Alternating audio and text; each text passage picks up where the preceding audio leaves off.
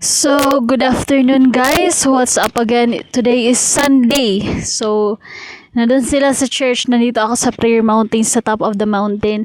So, our topic is for today is ano ang dapat gawin after mong makilala si God, or what to do after accepting God as your Lord and Savior. Marahil marami tayong katanungan. So, ano yung next step kayang gagawin ko? Alangan, hanggang dito ako maging stagnant Christian. So, merong steps and guide tayong malalaman at makikinggan ngayong hapong ito, ngayong araw na ito. So, number 1 is start talking to God daily. Marahil puro na lang tayo sarili yung kinakausap, pinaprioritize natin yung sarili natin, or more on Wattpad ka na lang, ML, baby time. So, it's time to talk to God. Know that God is listening to you kahit malayo siya, napapakinggan ka niya, nakikinig siya sa'yo, and He is willing to hear you. It's time to cultivate your relationship to Him, to God, mga kapatid. So, mahalaga ang communication. Diba, sa magjowa, kung walang communication, it will end up into breakup o pag-aaway. Kasi, communication strengthens one's relationship. So, napakahalaga ng communication. Kaya, huwag tayo mag-alinlangang kausapin ang Diyos. Second one, so, number 1 is, so, dyan mo ilalabas lahat ng hinaing mo kay Lord. May prayer ka man, prayer request, or whatever is that, you can open up to God. 2 is read the Bible every day. Read the Bible every day. Bakit mahalagang magbasa ng Biblia? Sabi nga, yan yung salita ng Diyos. In that way, dyan kakausapin ng Diyos. You are asking for sign, for the Word of God, declaration, confrontation, or whatever it is, correction. Dyan mangungusap si Lord sa buhay mo. Kasi that is a living Bible, living Word of God, living manna. Third is join a church or Christian community. Maraming community tayong makikita, may mga application, but there is good community, unique community na pwedeng salihan. Yan yung church or tinatawag na Christian group, Christian community, mga youths, or either may mga pastors. So, dyan kasi, nakakatulong yan para mahubog ka. Mentally, spiritually, physically. So, may mga activities like nagka-camp, youth camp, or yan yung umaatan kapag Sunday. Nakakatulong siya sa growth mo as a believer, as a Christian. Fourth, turn away from old simple habits. Kung noon dati, okay lang sa ating magkamali parate, magkasala, wala tayong pakialam na yung Holy Spirit pala nagigrieve na, it is against God's law, it is against God, so ginagawa pa rin natin. So it's time for us na iwan na yung buhay na ganon.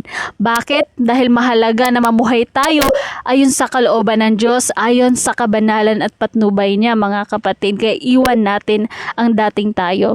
For God will create a new wineskin. 5 is get baptized. Yeah, guys. Get baptized. Bakit mahalaga ang baptism?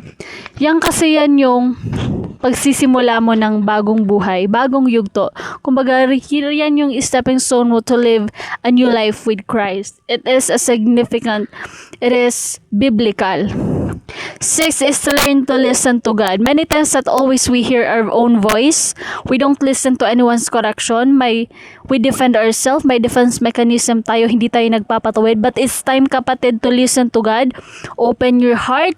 Open your ears to God, not to be stubborn. Sabi nga, it's time na tayo'y maging humble with humility. Wala namang mawawala sa'yo. Mas mapapabuti ka nga. Hindi ka mapapariwara. And hayaan mo si God yung mangusap sa buhay mo. Kung gusto mong may pagbabago sa buhay mo, kung gusto mong makita yung change sa buhay mong inaasa mo, sa buong buhay mo, hayaan mo si Lord yung mangusap sa buhay mo. Hayaan mo siya yung magpakilala sa'yo. Hayaan mo siya yung magpatnubay at gumabay sa'yo. 7 is serve God and others. We cannot serve two masters, sabi nga. aayawan natin yung isa at gugustuhin naman yung isa. So, mahalaga na pumili ka. May pagpipili, may choice, kapatid. Habang buhay pa tayo, kasi time will come, we will face the death, the eternal life. So, which means, habang buhay pa tayo, may gampanin pala tayo. Ano yung gampanan natin? May panawagan tayo. The calling of church is to serve God and to serve others. Pwede kang mag-join ka sa mga church activities like gift giving, feeding program, or mission. So, merong ganun, kapatid. 8 is share your testimony. Napakahalaga na wag mong saralinin yung blessing na binigay sa iyo ni Lord or yung mga testimony mo na pinatunayang may Diyos sa buhay mo or it's your life experiences. Share it with others. Huwag mo lang i-bluetooth.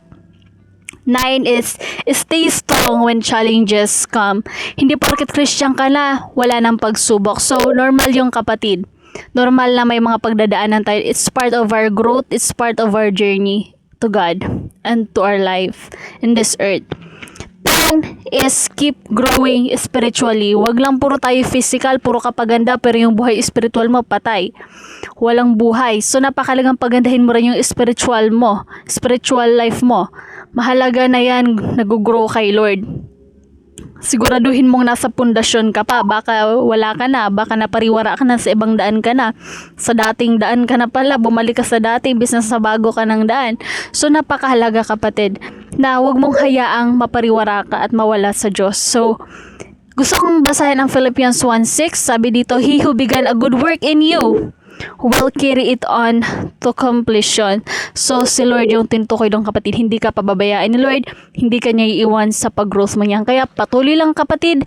Padagos. God bless you.